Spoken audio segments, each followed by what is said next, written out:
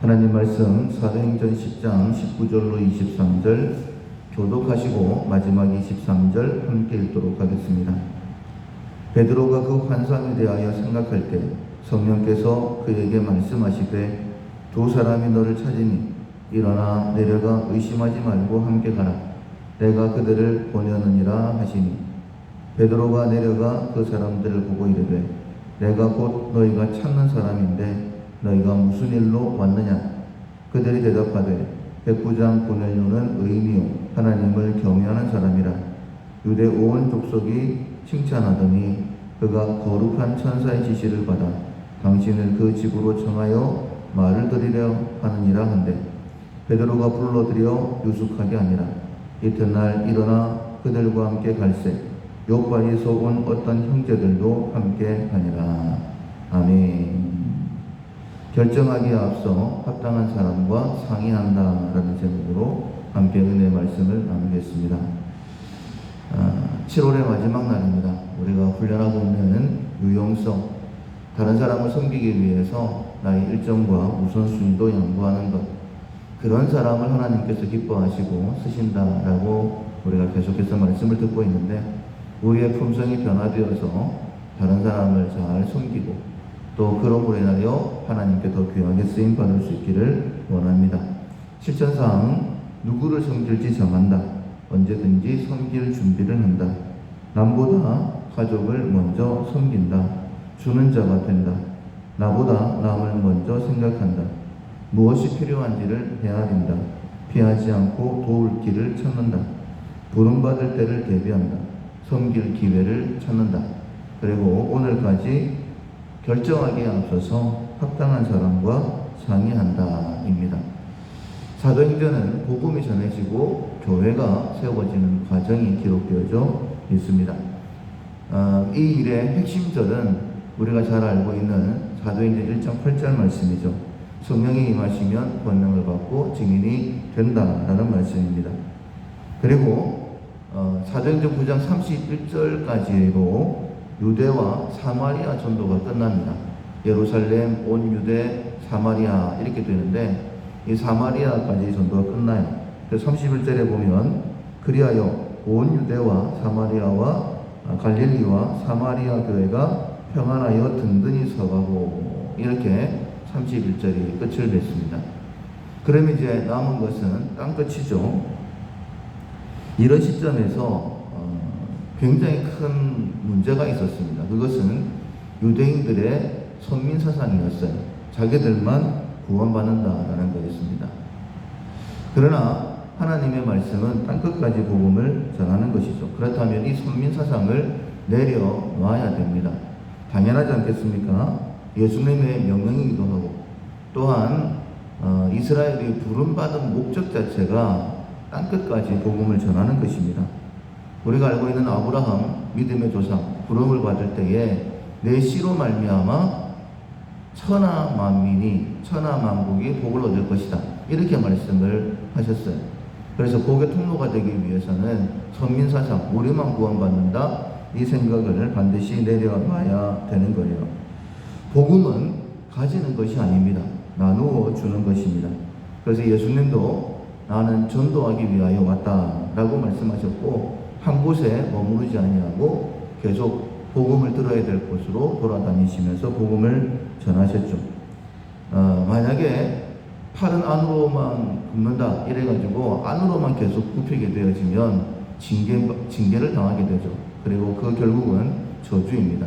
그래서 반드시 펴서 나누어 주는 그 훈련을 하셔야 되는 거예요. 오늘 본문에 보면 베드로가 환상을 봅니다. 그리고 음성을 듣게 되는데 이 환상과 이 음성은 베드로를 위한 것이 아니라 이스라엘도 또 우리를 위한 것이다라고 말씀드릴 수 있는데 오늘 본문 말씀을 통하여서 성령께서 내게 말씀하시는구나 라고 꼭 깨달으실 수 있기를 바랍니다. 원래 베드로는 가이사라에는 갈 생각을 전혀 하지를 않았어요. 그런데 그 가이사라에서 사람이 왔습니다. 백부장 고넬료라는 사람이 보냈었어요. 왜 고넬료가 베드로에게 사람을 보냈느냐? 3절에 보시면 제9식 중에 환상을 보게 되어지죠. 이 시간은 이제 기도하는 시간이었다라고 말씀드릴 수 있는데 2절 하반절에 보면 고넬료는 항상 기도했던 사람이다 이렇게 말씀하고 있습니다. 그때 하나님의 사자가 고넬료에게 이야기합니다. 너의 기도와 구제가 하나님께 상달이 되었다.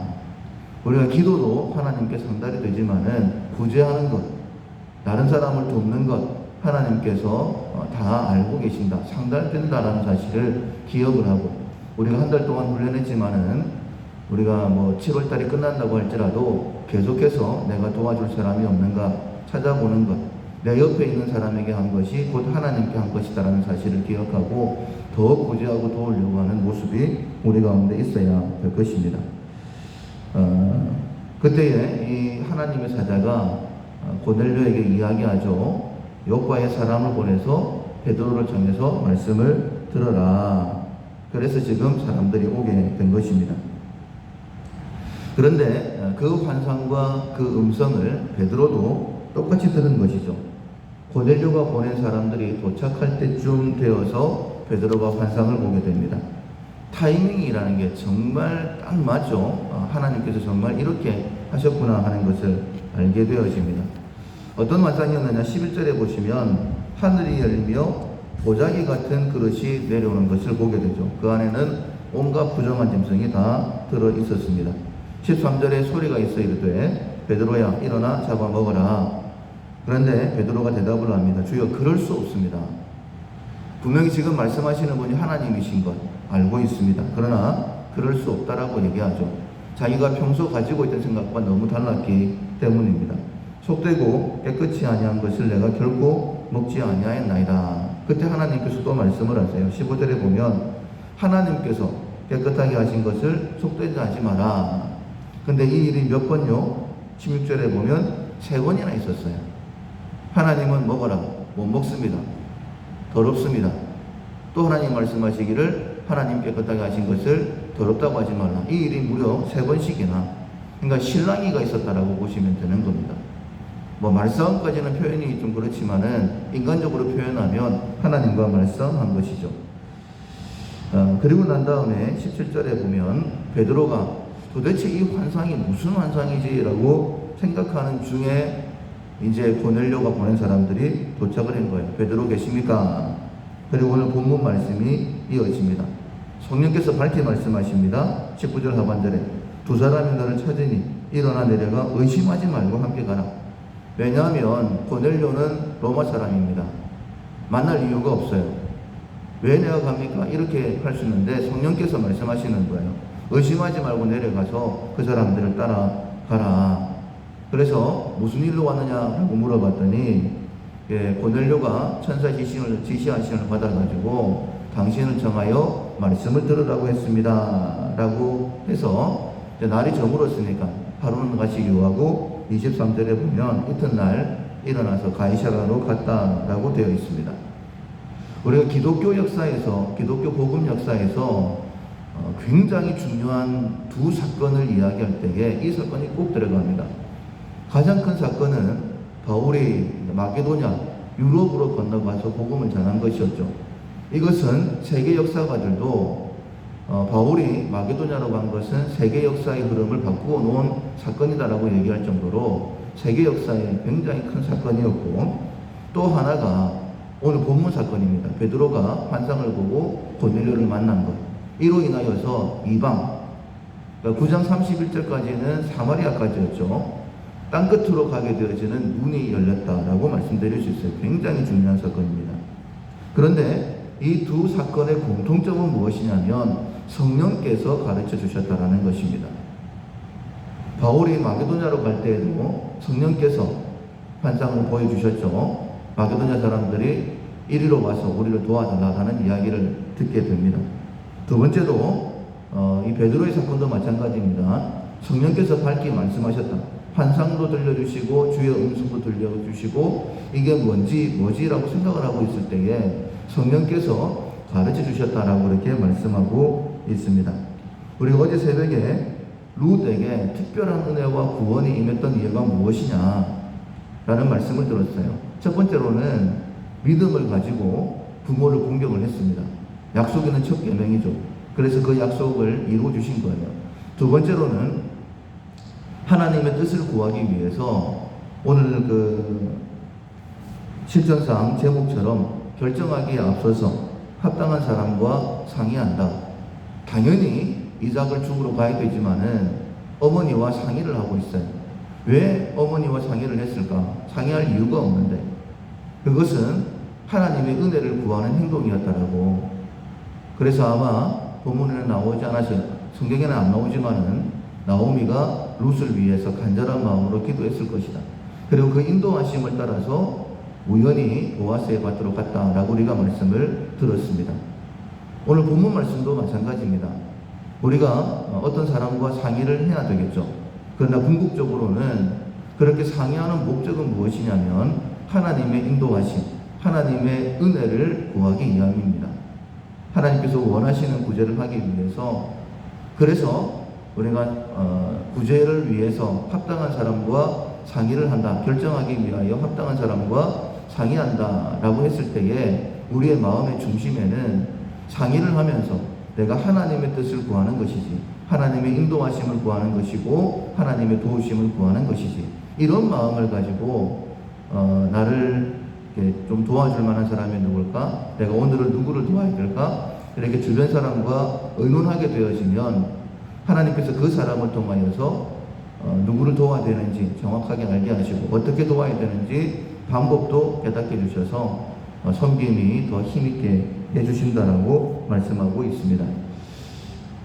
이스라엘도 그리고 아브라함도 우리도 모두 다 선교라고 부름받은 사람들이죠. 우리를 통하여서 땅끝이 복음을 들어야 되고 하나님의 은혜를 경험해야 되는 것 아니겠습니까?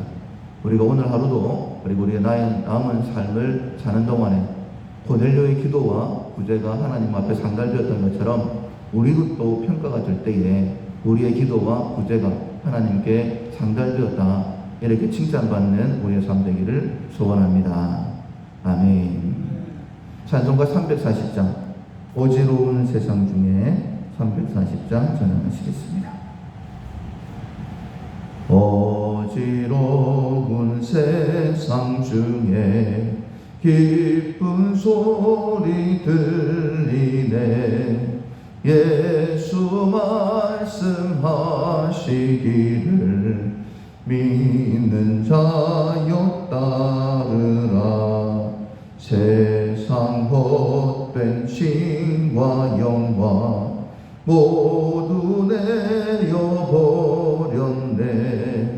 예수 진리하신 말씀 날 더 귀히 여겨라. 기쁜 때나 슬픈 때나 바쁜 때나 틈날 때 예수 진리하신 말씀 날 더 귀히 여겨라.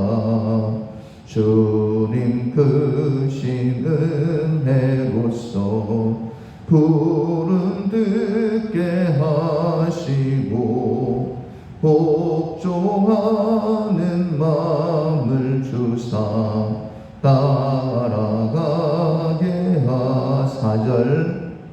주님 크신 은혜로서 부름 듣게 하시고 복종하는 마음을 주사 따라가게 하소서.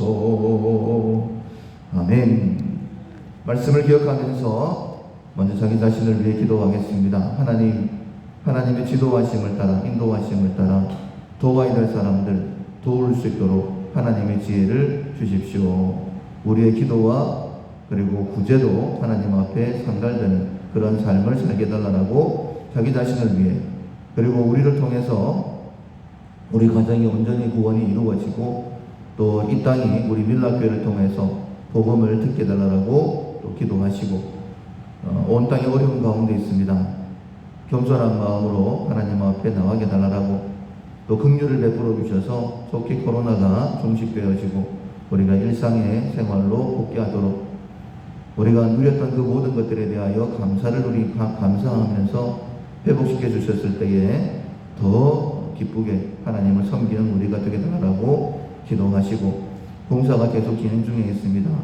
이제 구조물 철거는 끝났고 이제 방수 작업을 진행해야 되는데, 하나님 은혜를 베풀어 주셔서 모든 일들이 순적하게 공사가 잘 마무리될 수 있도록 위해서 기도해 주시고, 날이 많이 덥습니다.